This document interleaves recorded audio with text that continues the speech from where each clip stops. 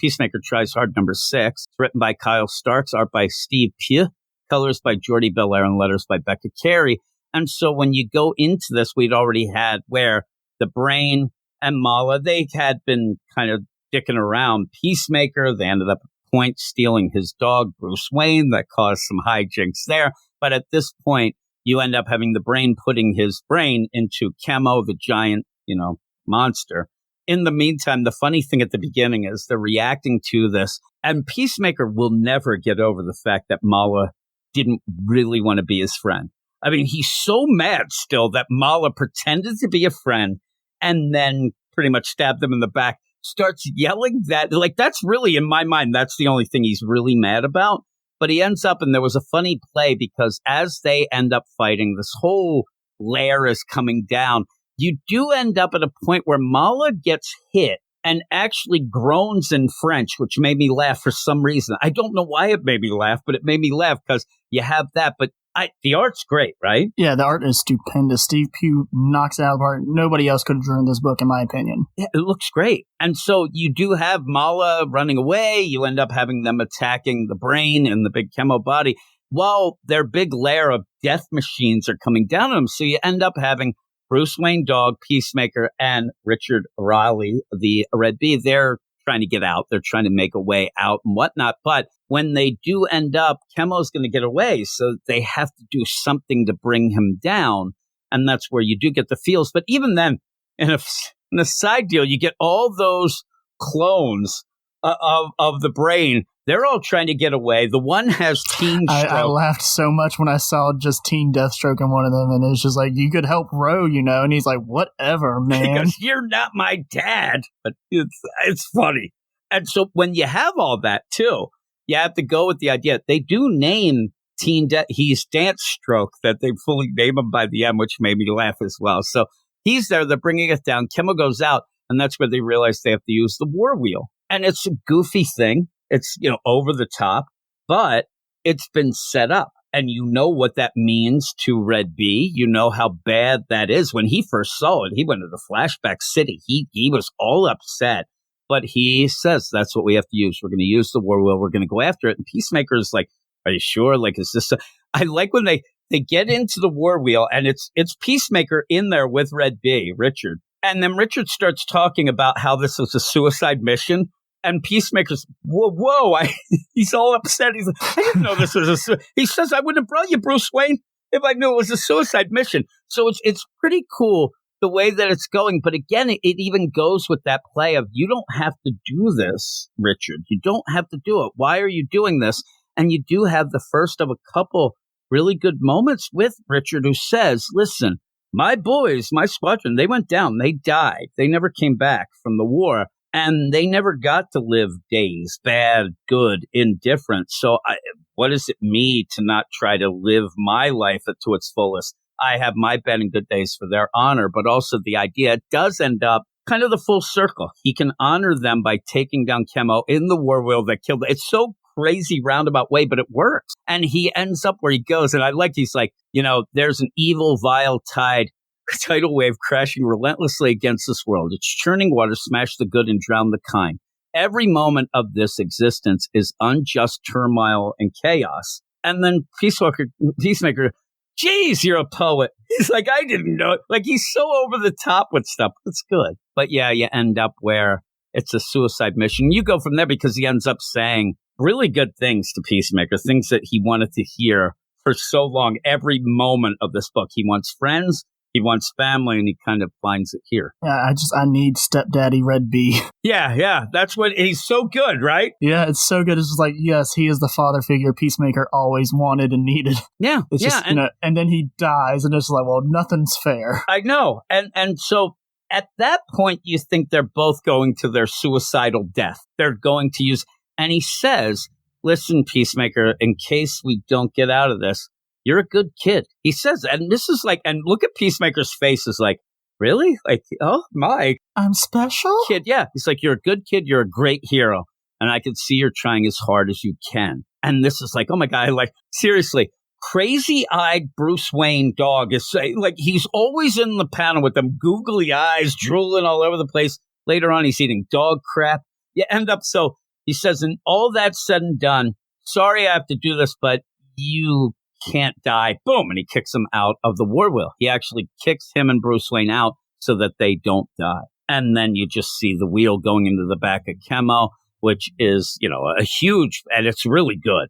I like the little Mala being carried there. Yeah, Mala's dead after what happens. And that's the thing. That's what the fun of this being a Black Label book, because legitimately, Chemo / Brain / they're all dead. Everybody's dead there, but it's Black Label. The EPA is getting involved because now there's radioactive sludge in the water, and it's just like this is the Simpsons movie. It's like, oh no. Damn right it is. We're getting a dome over this island. Yeah, so you end up where I love it too, where you have the colors and everything explodes in this orange. You have all this stuff going around. It's really crazy good. So then, we're not going to spend too much time on dead carcasses, but we know he's dead. He's like, Richard, and then you shouldn't have done that. Oh my God. And then he's, in a cool cinematic way, he's being picked up to evac out of there. And Richard's not coming back, but he ended up being able to, give a little shout out to his guys when he went down. But here's where I thought we could have gotten a really good play, because Peacemaker's upset. He goes back to Richard's bees. He goes back to the red bees that we saw. And he ended up where they were supposed to have a beer afterwards, him and Richard. So he goes and starts talking to the bees. He said he looked it up and he's like, hey, bees, I miss your dad too.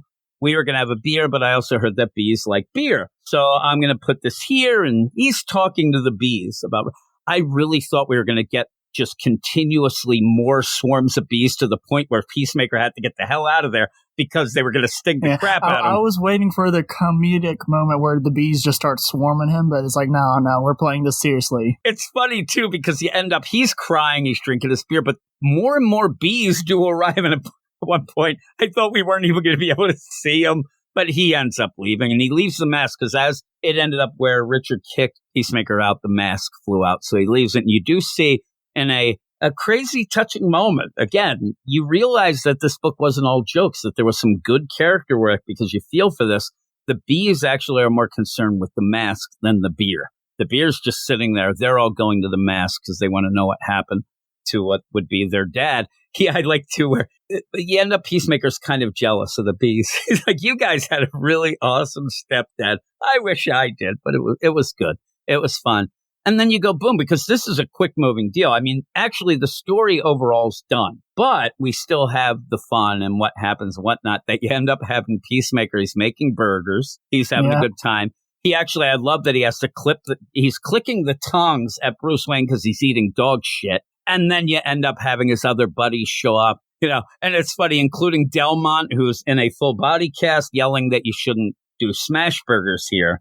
And Delmont is one of those, he's a 3-time world champion burger maker. And Peacemaker doesn't care. He's just going, how's he going to flip the burgers, though? Yeah. And the funny play, really. And the other thing is, it's funny because you see the weird bubble, the word bubble. For Delmont, actually has bandages on as well. He's so hurt. But if you do look, what he is saying is there from what the other guy says. He says that because now people actually are being nice to him. These guys show up. They don't want to miss his birthday. It is his birthday. And that's one of the things, last thing Richard says. And by the way, in case everybody else forgets, happy birthday. And so they're at the birthday party. He's making burgers. The Suicide Squad's there, but they don't want to be. You end up where you have Dance Stroke. Teen Deathstroke, he's there. Yeah, he's just holed up in the room watching. What the hell is he watching, Jim? Because I'm not that old. He's watching porn, is what he's watching. Okay. That is straight up porn. So I think this is old time porn. I thought maybe it was like a Dirty Dancing knockoff or something. Oh, no. This is like, hey, I hear you have plumbing that needs to be fixed. Then that's straight up porn. That's why it's fun. That's not an 80s movie, Jim? No. Well, it does seem like it might be 70s, but 70s porn. So there. See, I'm teaching you. I'm used to the pizza boy. Yeah. No. That's the thing. Who ordered the extra Italian sausage? That's all it is. But I'm surprised you haven't heard of the joke of the plumbing. But you actually have the guy from the sewage treatment plant, which makes me laugh too. He's like, man, Peacemaker, pretty cool guy. Yeah, he didn't shoot me. No, and you know what's the best of this? Except for, Craig with his tree. Peacemaker, besides being over the top, he does make friends because the thing is, overall, and even in the series, even if you don't like it and you never watched it, whatnot, the fun of it is that Peacemaker, he might be an over-the-top guy. He might be kind of hateful at points even, but he actually is pretty genuine of what he wants to do, what he thinks he should do. He wants to be a hero, and he does really want friends and family. It just, pure, not even just like trying to finagle, and he just hopes that people like him. And you see that in this. People have. Even Amanda Waller, when she talks to him, says, I don't know how you do it because you're fucking nonsense, but you always end up doing it in your own way, and it worked out, and he did. Yeah, I don't know how you pulled it off, you son of a bitch, but you did it. And she says, you're a wooden club of a human being. It's got simple, rough, and only good for bashing things. But somehow, despite yourself, you've come through with a victory again. That's kind of an insult. That's backdoor shade throughout. He's happy. He's got such a smile on his face. It's a backhanded compliment. And he doesn't care. She's shaking his hand. He's like, thanks, I think. Then you get, there's some crazy things that happen in here. Also, I like that, where Peacemaker says, hey, I know some of you want a vegetarian option. I got that. And Harley gets the 2 pieces of celery on the bun. He's like, this is it. There you go. Have it there, vegetarian. He also looks like he might be making Hot Pockets or possibly pizza bites or whatever. But then you end up having things going on with, just crazy stuff. It is fun. Everybody, it's just wrapping it up. This is the wrap up deal. And that's where you get the porno.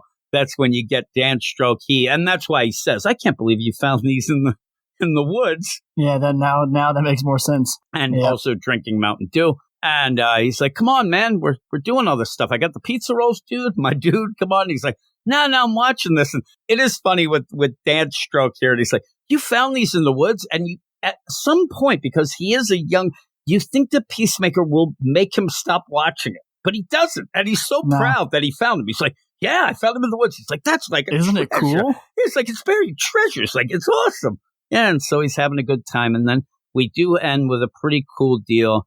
The demolition team, they show up. And they're fucked. And this is the wraparound because this is how he kind of started. They show up and like, we're going to get this guy. Because at the beginning, there was some funny scenes at the very beginning with them, with the attacks when... Yeah, Peacemaker is just wrecking house, killing people and whatnot. But they end up coming. We're going to get him. You end up with one last kind of joke where you're like, hey, listen, we're going to get him and we're going to put violence straight up his butthole, boys. And then you end up having Scoop go, we're going to be targeting the asshole or something. Like, is this real? Oh, come on, man. Let's go. And it's a stupid joke, but it makes sense for them. Yeah, because that's all they've been doing. And they're kind of jokes anyway. So, and the funny play of it is, in my mind, is that the real play was that the demolition, they're nonsense, but they also were the same kind of nonsense as Peacemaker. But through this, he's elevated himself and with friends, and they never would have expected that anybody would have shown up at his birthday party. Kick open the door, and there's just the Suicide Squad, and everybody, and just, I was like, well, King Shark alone would make me King run, Shark's but all of them? Yeah, King Shark's eating cake, you get Deadshot, Boomerang, Waller, you get Dan Stroke's right there doing his moves, Harley, all of them, so it's pretty cool. It's a really good book. It was really fun. Yeah, this one not as fun. It wraps it up though and has some moments. So overall, what would you give this? Yeah, so for this issue, I'm going to give it an 8.5. Like you said, it's not as fun as the previous issues, but it's still a really good, heartfelt ending. I enjoyed it for the most part. I like the art. The art's stupendous, as I said. But if I had to rate the whole series, I'm going to go ahead and give it a 9.5. It's almost perfect to me, Jim. I'd give it a 9. Almost perfect. I'd give it a 9 overall. I'm going to give this one an 8.5 like you. But what I do like about it is that it actually has an ending. I mean, if you get this trade, you're going to get one of the funniest stories I've read in a long time. And it actually does go and things, just the idea like a sitcom, like the Peacemaker show. At the end, you actually tie it back to the beginning with the demolition, but you see the progression. You see how he has actually evolved. You see in that little deal. And an evolution for Peacemaker is just that people kind of can stand him. They kind of like him. He does have friends, though. I mean, Dan, if you keep going and you have Dan Stroke and Peacemaker in a book, I'm for it. That'd be hilarious. And I think it would be funny for Peacemaker to try to be his own, like, he's going to be like a dad to dad. And that would be fun. There's a lot of fun, and some really over-the-top raunchy jokes earlier. Like in those first couple issues, I actually was like, holy crap, I couldn't believe some of the things they were doing. So overall, I'm a 9. This is an 8.5, but it's one of my favorite kind of hidden gems. Yeah, it's one of the best books DC has put out recently. I have not heard anybody say that they tried reading it and they didn't like it. It feels like it's one of those that people don't really know it's out there, but once they do, it's like really good. Yeah, I think that people should give it a shot.